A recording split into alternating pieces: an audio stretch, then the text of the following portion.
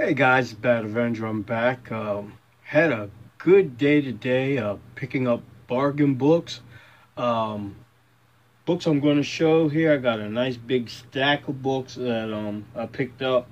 Um, Not any of them cost me over $2. Each book was either a dollar or $2. I got them all mixed up so I can't tell which. So let me just get started showing what I do have. Like I said, I got quite a bit of books. I mean, for the price I was paying for them, and what I found, I had a field day. Starting with the JLA number 27. This is a one with the cover that is paying homage to The Exorcist by Peter T. Blatty, with Amanda Waller on the front cover. Always like this cover. Really exceptional cover of Justice League of America. I also picked up this cover. I wanted it because of the cover. I like the character of Roulette. She reminds me of a counterpart to Marvel's Arcade. Even though she doesn't have the technology like Arcade, where he builds these vast mazes and trials and things for heroes that he captures, she has a ability where she has superheroes almost like cage fighting. It's hard to explain. She's been in the cartoons a couple of times. Very underused character. I really, really like Roulette. And this cover really exemplifies who or what she is. Picked up a Joss Whedon, Angel #1. This book is not really exceptional. I just like the cover. It's just different for an Angel comic book. Found another copy of Dale Keown's The Pit, issue #1. Couldn't pass that one up for the price. This one brought back memories when I was a kid. Might be a little too old for some of you guys to even remember or know who this person was. Kolchak the Night Stalker was a television show that came on back in the day. And he was like a bumbling reporter that nobody believed. He knew, always found himself involved with supernatural cases, dealing with vampires, the headless horseman on a motorcycle, or zombies and whatever.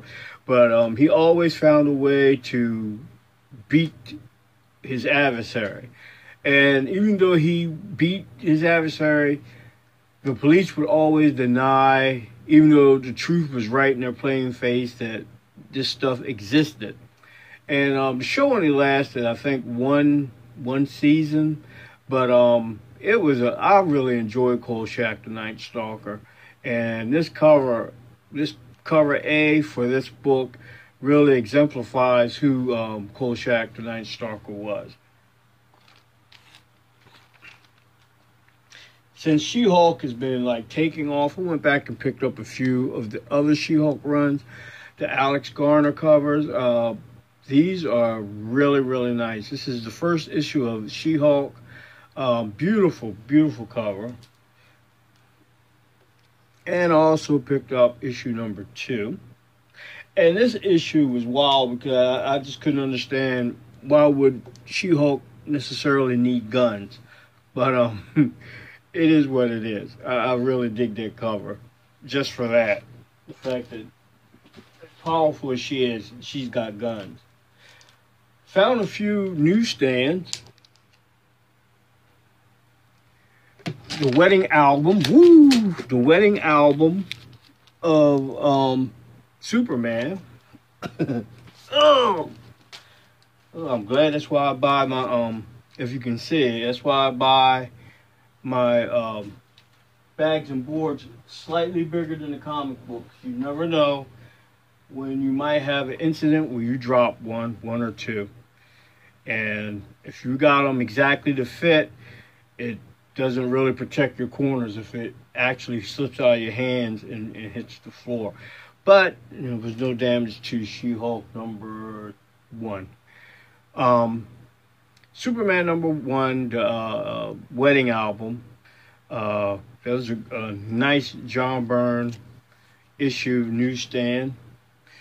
the G.I. Joe issue number 63.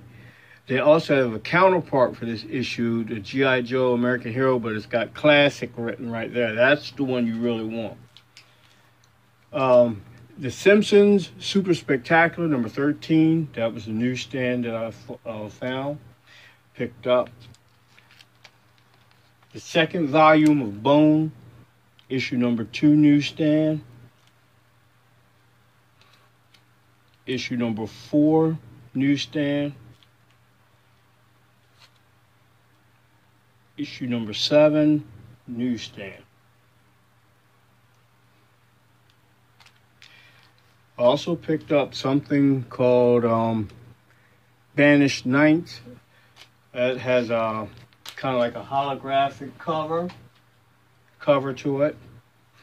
And I always run across these, so I pick them up every once in a while. The first appearance of Quicksand and the Mighty Thor number 392. I haven't really seen this character that much in Marvel Universe since she appeared in Thor, but you never know. You just never know. Green Arrow number 45, first appearance of the Speedy number 2. And like I said, this book, I always pick it up. This is the New Teen Titans number 93 that has this issue where Starfire actually posed for a girly magazine. And for the pinup in the magazine, they actually show where the characters are looking inside the magazine, and we get to see the magazine. And in the middle of the book, it actually has a pinup of Starfire done by Adam Hughes. I'm opening up and show it to y'all. I did this one time before. This is like my 3rd copy of this book. But I just get a kick out of this book. And the Adam Hughes image of Starfire is beautiful. Okay. And it also has the first appearance of the Teeny Titans. Okay. Now, when you first get it, it looks like that. That's the cover of the supposedly magazine. And then when you turn to the next page, it has the pinup by Adam Hughes of Starfire, which is amazing, beautiful. In the exact, nope, it's not in the exact center of the book, but nonetheless, it's beautiful. Love Always, Corey Anders, Starfire. Great, great, great picture. And like I said, I definitely picked that up. And for those Adam Hughes completists, it's one of the books that I would say you would want in your collection. JSA All-Stars number 4 with a spotlight on Stargirl. Always been looking for this book. I'm glad I waited and it came right to me. New X-Men number 133, the first appearance of Dust. And this is the JSA Secret Files and Origins issue number 2, which has the first appearance of Roulette in it, which I was glad to find because I really do like Roulette as a character. Teen Titans number 8, always run into this book. The first appearance of Rose Wilson Ravager is in this book.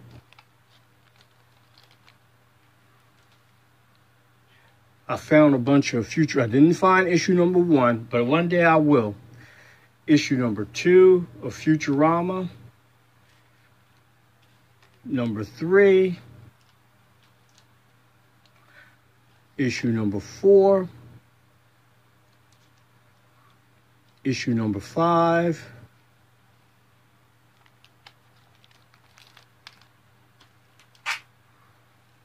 Issue number 6. Issue number 7. I love this issue number 8, paying homage to the all-new, all-different X-Men. And it's actually made to look like it's in a mock CGC case, which Really looks nice. Issue number 9. And issue number 10. Found some Millennium copies of Superman issue number 76, the first appearance, or the first meeting, team up of Superman and Batman. And the Millennium issue of Green Lantern, Green Arrow number 76, the Denny O'Neil, Neil Adams, great run on those two characters. Found a copy of Superman Confidential number 1.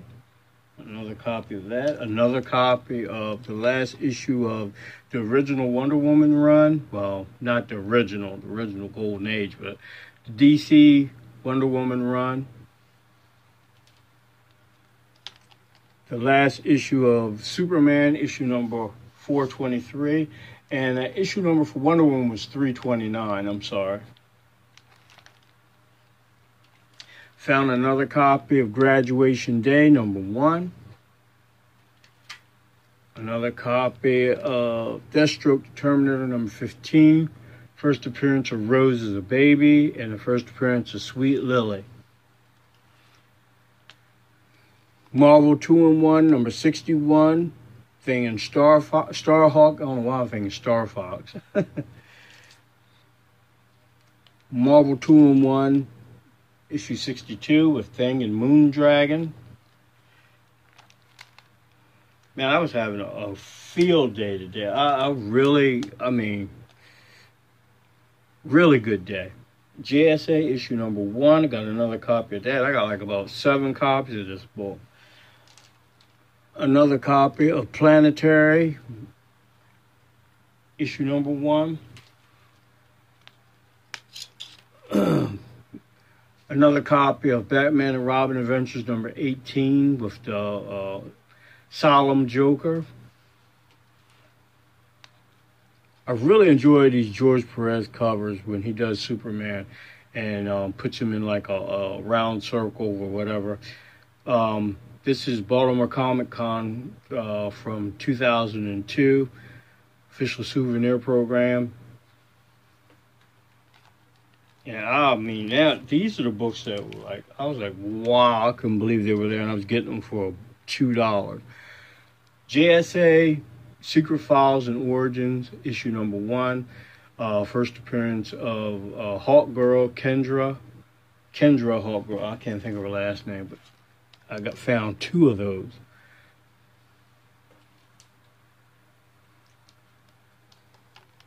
New X-Men, number 134. First appearance of Quentin Quire.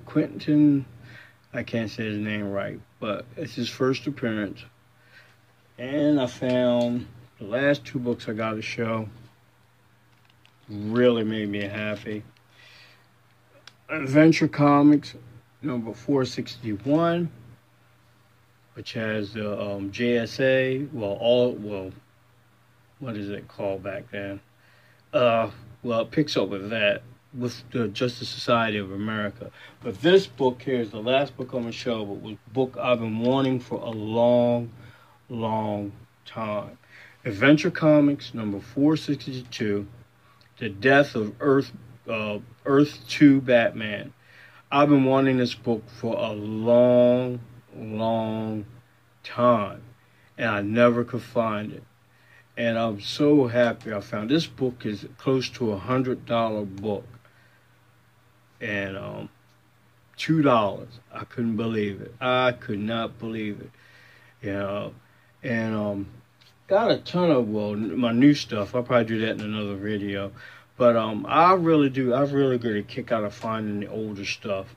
I think that's what that's what I've been doing lately, is concentrating more on back issue bins, trying to fill up with some of the older books that I missed, and if I find some of the great books cheap, I'm picking them up. Picking them up before they dry up, because if they dry up, I mean, most certainly will dry up. And that's basically my haul, guys, for this time around. I want to thank everybody for watching. For those faithful watchers of mine, really, really appreciate it. You do not know how much I appreciate you. For my new people, thank you for stopping by. I hope you stay. I'm not as frequent as I used to be with videos, but I try to, when I come out with a video, to show you something that really to me is worthwhile looking at, you know. I mean, but any comic book is worthwhile if it means something to you. But that's it, guys. That's my haul. And like I said, keep on plugging out there, getting the new books and finding the older ones. And I'm Bad Avenger, guys, and I am out. Everybody be well. Goodbye.